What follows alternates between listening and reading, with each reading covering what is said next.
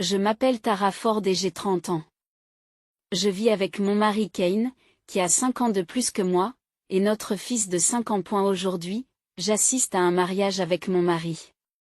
Bien que les mariés soient des connaissances, c'est surtout mon mari qui les connaît, je ne les connais que de vue. Le mariage a lieu dans un hôtel de luxe, bien que je sache que ce n'est pas correct. Je ne peux m'empêcher de me demander combien tout cela coûte. Mon mari m'a dit qu'il allait saluer des personnes qu'il connaissait sur place, et je me suis donc excusée pour aller aux toilettes. Alors que je quittais les toilettes pour retourner à la cérémonie, j'ai entendu des voix désagréables. Oh, regardez qui est là, cette marchandise défectueuse. Pourquoi est-elle dans un endroit pareil? Qu'est-ce que tu veux dire, maman? Oh mon Dieu, tu as raison. Pourquoi? Nous ne l'avons pas invité. J'ai l'impression d'être insultée. Et il n'essaie même pas de chuchoter. Ce ne sont plus de simples remarques sournoises, ce sont de véritables insultes. Cependant, ils ne se sont pas adressés directement à moi. Je n'ai pas envie de me mêler à des gens qui disent des choses aussi méchantes, alors j'essaie de m'éloigner rapidement. Attends là, espèce de mocheté. Je sais que tu m'entends. Je crois avoir entendu quelqu'un m'appeler, mais je l'ignore. Je ne m'appelle pas Laidron. Alors que je marche d'un bon pas dans le couloir, j'entends des pas qui me suivent, ce qui me fait sursauter. Ils auraient dû abandonner quand je les ai ignorés.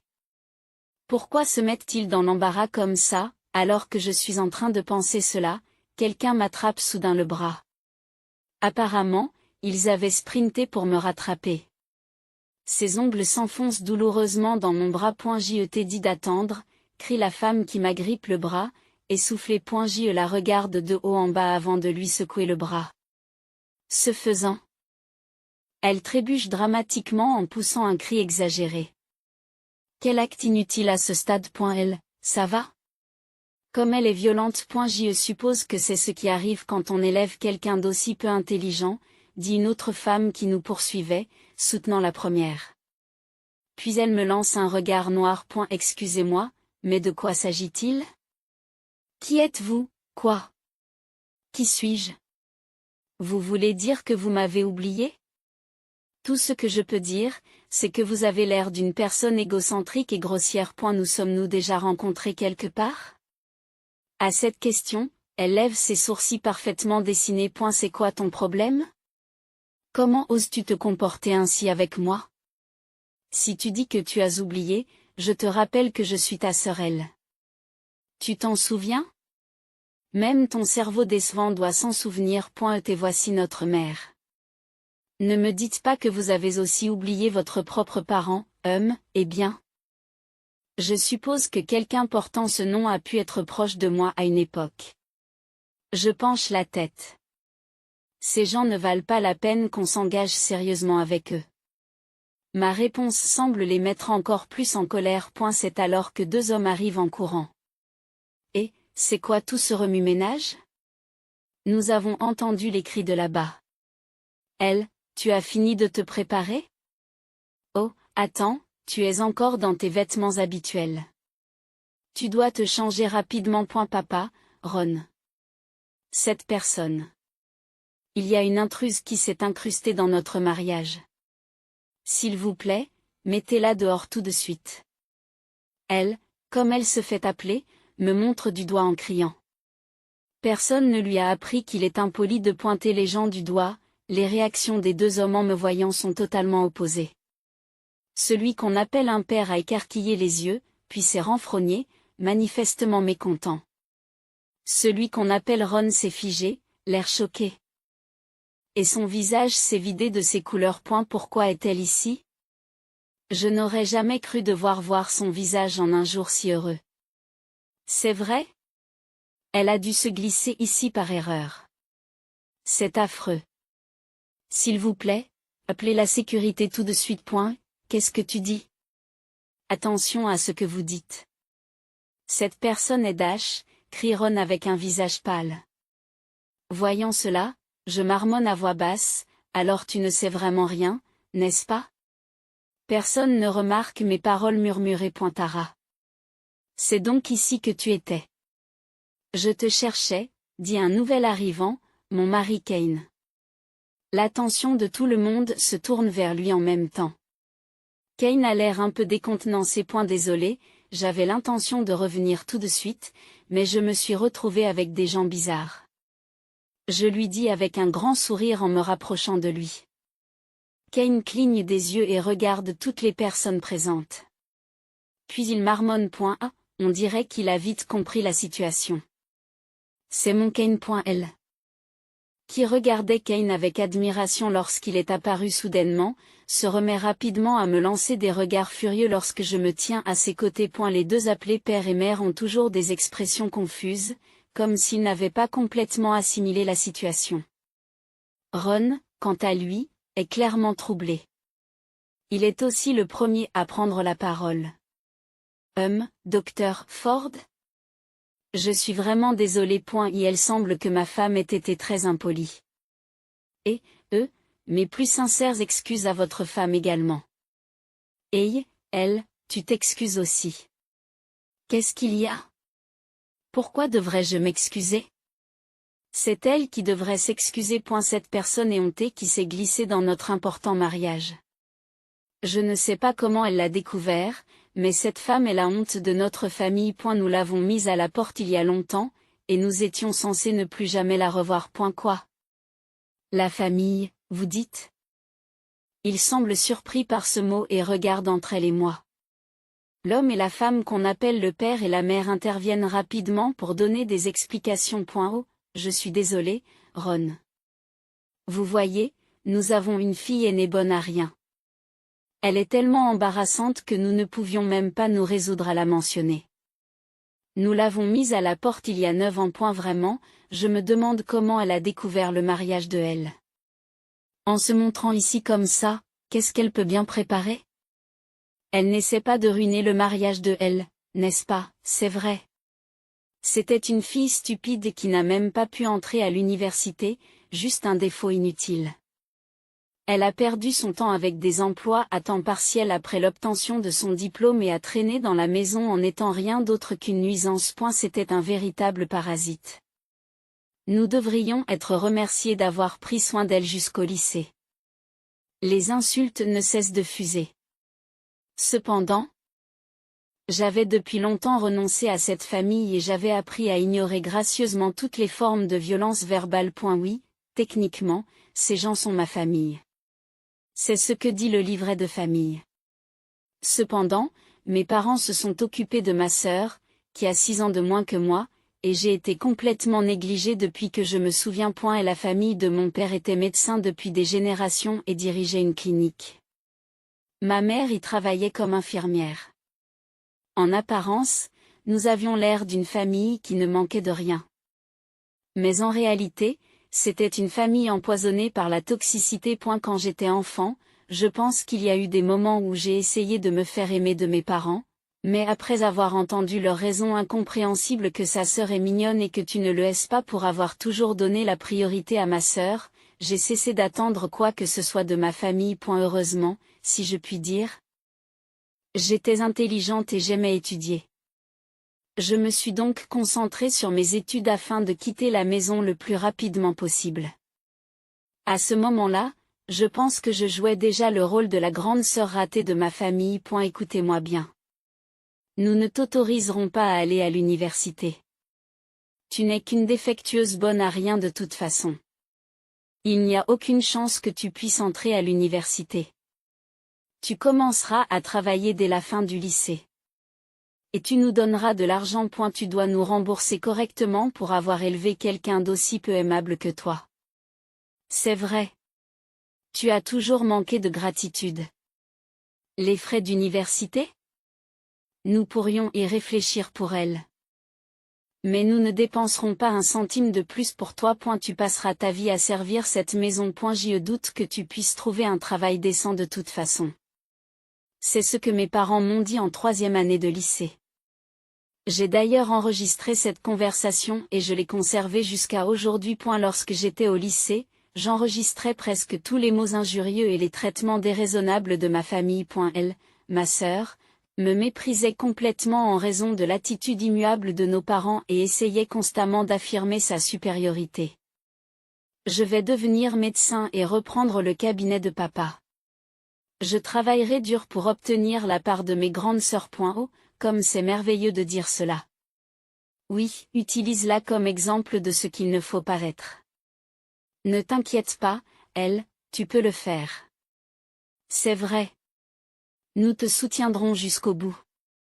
Contrairement à ta sœur, elle, tu es vraiment notre fierté et notre joie. Ces échanges. Il les faisait devant moi, en s'exhibant délibérément. Oui, ce n'était qu'une mascarade. Après avoir obtenu mon diplôme de fin d'études secondaires, j'ai occupé divers emplois à temps partiel en tant qu'indépendant pendant environ 3 ans. Pendant cette période, j'ai vécu à la maison. Même s'il trouvait ma présence gênante, il ne me laissait pas quitter la maison toute seule, probablement parce qu'il voulait me garder pour en faire ce qu'il voulait. Mais en fait, j'avais loué un appartement en secret. Il me disait des choses comme « Nous ne te pardonnerons pas si tu fais ceci » ou « Nous ne te pardonnerons pas si tu ne fais pas cela ». Mais j'ai réalisé qu'une fois adulte, je n'avais plus besoin du pardon de ma famille pour quoi que ce soit. Bien sûr, il y avait des choses compliquées, comme trouver un garant, etc. D'ailleurs, comme je ne déclarais pas mes revenus à temps partiel, j'ai pu réduire au minimum l'argent qu'ils m'ont demandé de donner au ménage. En outre, j'ai commencé à investir et j'ai progressivement augmenté mon épargne. Puis, lorsque ma sœur préparait ses examens d'entrée au lycée, j'ai été chassée de la maison pour la bonne raison qu'elle m'a dit. Je ne peux pas me concentrer sur mes études si tu es là. Mes parents avaient apparemment l'intention de me pardonner et de me laisser rentrer à la maison une fois que les choses se seraient calmées, mais j'ai profité de l'occasion pour partir pour de bon. Ils ont dû être surpris que je ne revienne pas, moi qu'ils croyaient incapable de faire quoi que ce soit par moi-même. Mais ils ont dû rapidement cesser de s'en préoccuper. Après tout, mes parents n'avaient besoin que de ma sœur. 9 ans se sont écoulés depuis. Pendant que je suis perdu dans mes pensées, la dispute entre ma sœur et Ron, l'homme, s'intensifie. Ah oui, aujourd'hui, c'est leur mariage. Ces deux-là vont donc se marier. Sur l'invitation, il y avait peut-être le nom de ma sœur, mais je n'y ai pas prêté attention. Pensant qu'il s'agissait simplement d'une personne portant le même nom. C'est dire à quel point cette famille était devenue insignifiante pour moi. Je vous le dis. Pourquoi défends-tu cette femme? Je dis qu'elle est une intruse depuis le début. Sa présence ici rend l'air vicié. Jetez-la dehors. Je vous l'ai dit. Je les ai invités à ce mariage. Vous avez vérifié la liste des invitations avec moi, n'est-ce pas? Ils ont déjà été enregistrés à la réception. Ce sont des invités à part entière. Quoi qu'il en soit, je m'excuse d'avoir été si impoli tout à l'heure. Les deux se disputent. Est-ce vraiment normal qu'ils se disputent ainsi avant la cérémonie de mariage? Alors que je suis en train de penser cela, mon père attire soudain mon attention et à un moment de prise de conscience. Serait-il le fils de l'hôpital général Ford? Quoi? L'hôpital général Ford, cet énorme hôpital. Vous voulez dire le fils du directeur? À ces mots, les yeux de ma mère s'écarquillent. Le fils du directeur de l'hôpital? Leur attention, mes parents, mes sœurs et ses maris se focalisent tous sur nous en même temps. Kane s'incline légèrement. Enchanté. Je suis Kane Ford. Voici ma femme, Tara. Bonjour, je m'incline aussi légèrement et souris gentiment. En effet, les parents de Kane sont tous deux d'excellents médecins qui dirigent un grand hôpital établi de longue date. Kane est leur héritier. Lui-même est un médecin prometteur qui ne cesse de se perfectionner. Mes parents restent bouche bée et ouvrent et ferment la bouche comme des poissons en me regardant sourire avec une élégance parfaite. Le mari de ma sœur intervient rapidement. Oh, le mari de ma sœur s'empresse d'intervenir. Quelle coïncidence que la femme du docteur Ford soit la sœur de ma femme. Cela fait de nous une famille. Docteur Allen, merci d'avoir vu notre fils l'autre jour. Je lui coupe la parole. Cet homme, Allen Ron, qui est en train de devenir le mari de ma sœur, est également médecin. Il travaille dans un hôpital universitaire et a récemment examiné notre fils qui ne se sentait pas très bien ces derniers temps. C'est là toute l'étendue de notre relation. Bien qu'il semble que Kane ait eu diverses interactions professionnelles avec lui auparavant. Apparemment, Allen admire Kane. Comment va votre fils? D'après mon examen, il a besoin d'un traitement immédiat. Veuillez vous rendre à notre hôpital pour les premiers tests et les premières analyses. Nous avons décidé d'obtenir un autre avis par la suite. Vous savez à quel point les seconds avis sont importants, n'est-ce pas? Alors que je poursuis avec un doux sourire, il se fiche complètement. Il semble qu'Allen considère mon fils comme un patient VIP. C'est pourquoi il veut absolument le soigner dans son hôpital. Cependant, il n'est pas agréable de voir un patient, en particulier mon propre fils, considéré comme une vache à lait. Je le rejette avec un sourire. Puis, il y a un grognement de dérision. Qu'est-ce que c'est que ça? Vous essayez de vous venger de nous? Ce n'est pas parce que tu es diplômé de l'enseignement secondaire que tu te crois spécial pour attraper un mari médecin? Comment peux-tu être aussi stupide? Ce n'est pas parce que tu as épousé l'héritier d'un grand hôpital que tu es plus importante. Ton niveau d'éducation n'a pas changé. Votre pensée est si superficielle. Et vous avez même un fils, c'est pitoyable pour un enfant d'avoir une personne aussi défectueuse comme mère. Al. Ça suffit. Tout ce temps. Ils sont de la même famille, n'est-ce pas? Pourquoi continues-tu à dire de telles choses? Alan s'empresse d'essayer de l'arrêter. Mais Al lui jette un regard noir. Elle croit dur comme fer que tout ce qu'elle dit est juste. Soudain, Kane se tourne vers moi et me demande, Tara, ces gens sont-ils vraiment de ta famille? Non, ils ne sont pas du tout de la famille. Après tout. La famille ne crie pas soudainement après vous pour des choses déraisonnables, ne vous prive pas de nourriture pendant une journée juste parce que vous en avez renversé un peu sur la table, ne me donne pas des vêtements d'occasion venus d'on ne sait où tout en donnant à ma sœur des robes de marque et en riant de la comparaison, ou ne jette pas mon matériel d'études en disant que vous êtes stupide de toute façon, alors vous n'avez pas besoin de ça. Il n'abîme pas les manuels scolaires en les trempant dans l'eau, n'est-ce pas? Ces gens ne font donc plus partie de la famille. Tu as raison. La famille ne vous jette pas dehors pieds nus en hiver parce que vous n'avez pas prêté un livre à votre sœur.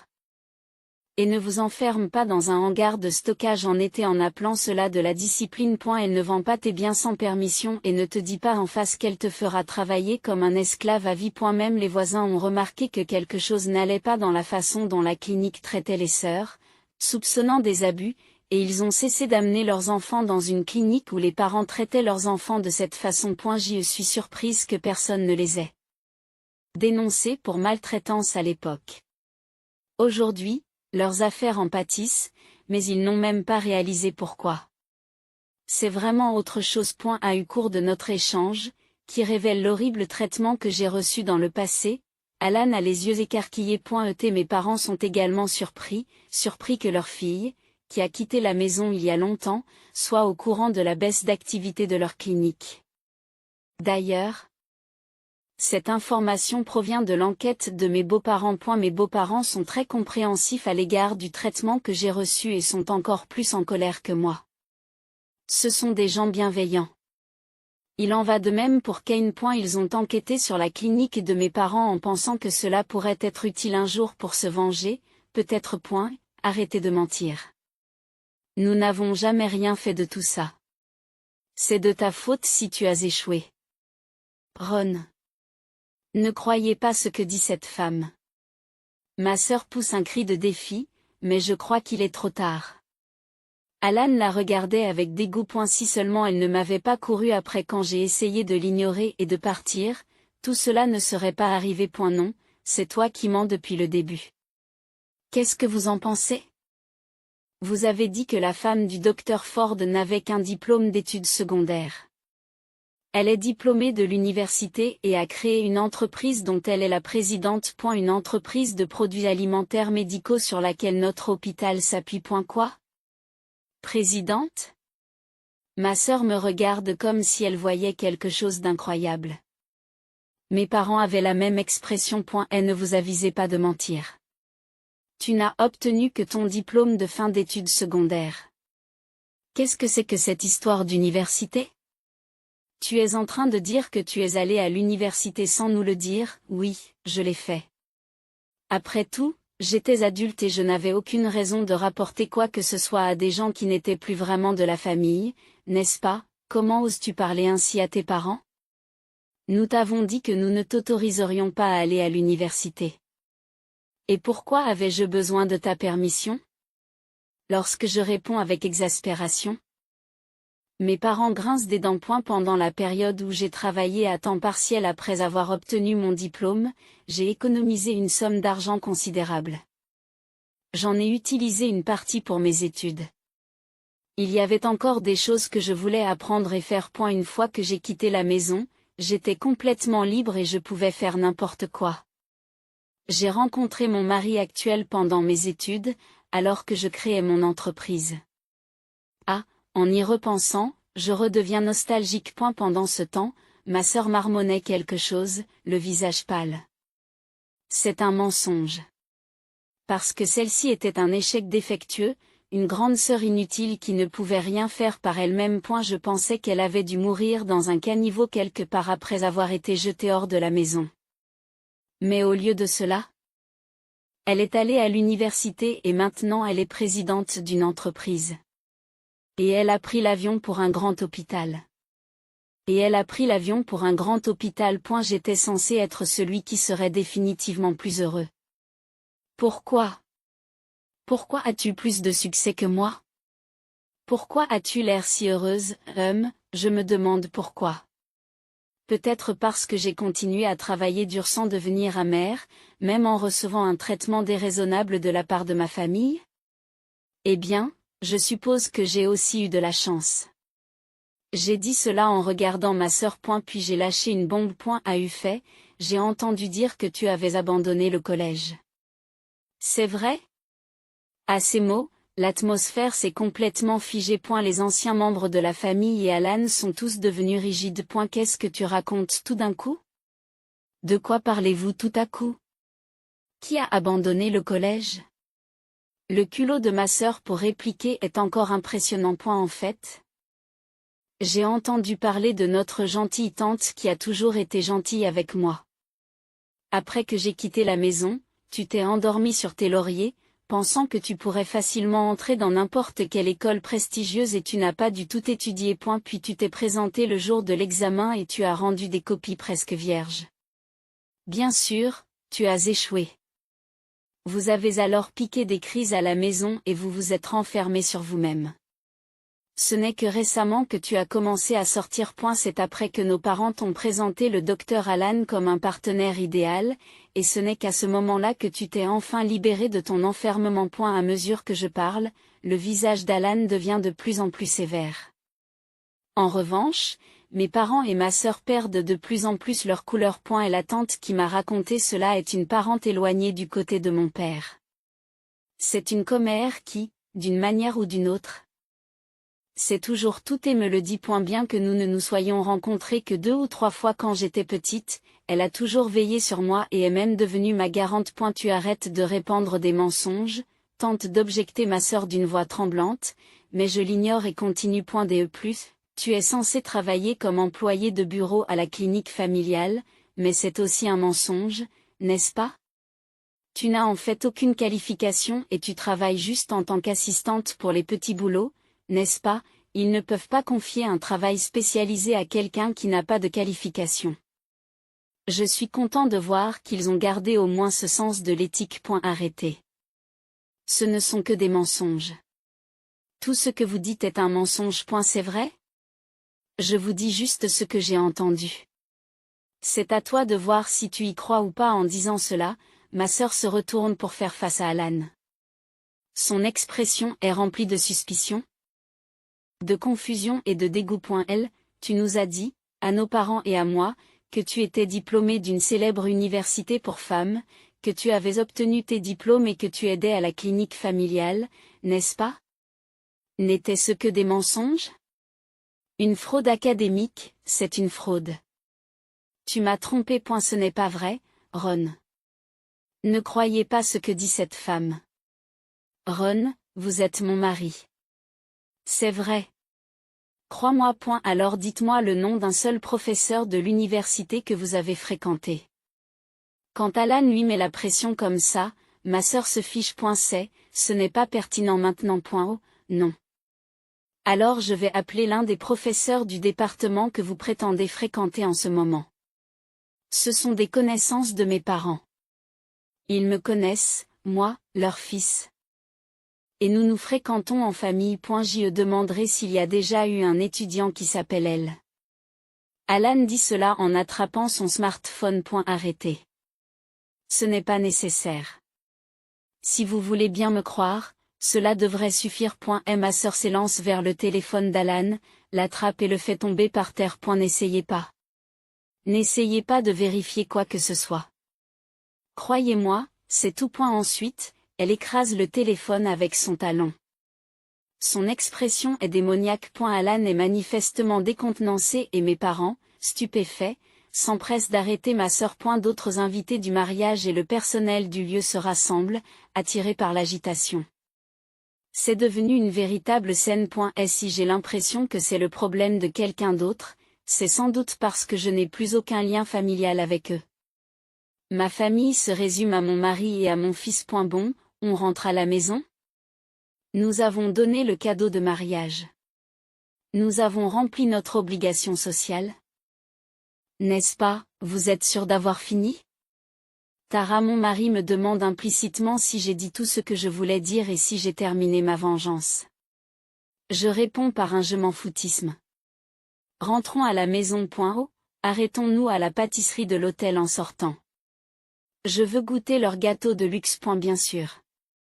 Allons-y, achetons des gâteaux pour les ramener à la maison. Nous quittons le lieu du mariage en riant. Quelque temps plus tard, j'ai appris qu'Alan avait été poursuivi en justice pour avoir exagéré les diagnostics des patients et facturé des frais médicaux excessifs. C'est alors que mes parents sont venus me demander de l'aide. Bien sûr, ils n'avaient pas mes coordonnées. J'ai appris qu'il s'était présenté à l'hôpital de mon mari, faisant une scène et demandant à nous voir, mon mari et moi. Écoutez-moi bien. Vous. La femme de l'héritier de cet hôpital. C'est notre fille. Laissez-nous la voir tout de suite. Vous pouvez contacter l'héritier par l'intermédiaire de cet hôpital, n'est-ce pas? Nous sommes dans le pétrin. Elle est de la famille, elle doit nous aider. Nous lui demandons juste de nous rembourser pour l'avoir élevée. C'est vrai. Je ne pensais pas qu'elle serait utile, mais ça valait le coup de l'élever. Qui aurait pensé qu'elle trouverait un meilleur mari qu'elle? Nous sommes les beaux-parents de ce fils. Bien sûr qu'il devrait nous aider. Il faisait apparemment ce genre de scène à la réception. Cependant, ceux qui sont sortis pour les rencontrer n'étaient pas moi ou mon mari, mais mes beaux-parents. Mes beaux-parents ont apparemment fait taire mes parents d'un seul regard et leur ont dit « Qu'est-ce que vous voulez à notre fille ?» Mes parents se sont littéralement figés comme des grenouilles devant un serpent et ont détalé. Ils ont continué à essayer d'établir un contact après cela. Mais leur négligence a fini par les rattraper et leur clinique a rapidement fermé ses portes. Lorsque j'ai appris la nouvelle, je n'ai rien ressenti. Ensuite, j'ai appris que ma sœur et son mari avaient divorcé. En fait, je suis surpris que leur mariage ait duré ne serait-ce que quelques mois. Peut-être qu'Alan a été poursuivi en justice et licencié de l'hôpital, ce qui a été la goutte d'eau qui a fait déborder le vase. Ma sœur a commencé à faire des efforts mal avisés pour s'assurer qu'elle serait définitivement plus heureuse que moi. Tout d'abord, elle s'est mise à fréquenter un médecin marié de plus de 20 ans, son aîné, en essayant d'avoir un meilleur mari que le mien. Cependant, la liaison a été rapidement découverte et il y a eu un scandale lorsque la femme du médecin a exigé une compensation. Ma sœur s'est apparemment tournée vers nos parents pour obtenir de l'aide, mais ils se sont retournés contre elle et l'ont reniée, la considérant comme une honte pour la famille. Je ne sais pas ce qu'il est advenu de ma sœur après cela. J'ai entendu dire qu'elle avait commencé à travailler dans des boîtes de nuit, que son corps se décomposait et qu'elle était devenue sans abri, mais cela ne m'intéressait plus. Mes parents cherchent apparemment des endroits où travailler en tant que médecin et infirmière, mais aucun hôpital ne veut embaucher un couple de leur âge proche de la retraite. Ce ne sont que des rumeurs sur mes parents. C'est parce que des rumeurs sur la façon dont ils m'ont traité se sont répandues dans la communauté médicale. Je n'ai pas de temps à perdre à penser à des gens qui ne sont même plus de ma famille. Après avoir obtenu un deuxième avis dans un autre hôpital, les problèmes de santé de mon fils ont été résolus grâce à des médicaments, sans qu'il soit nécessaire de l'hospitaliser. Je protège ma famille. Je le ferai toujours.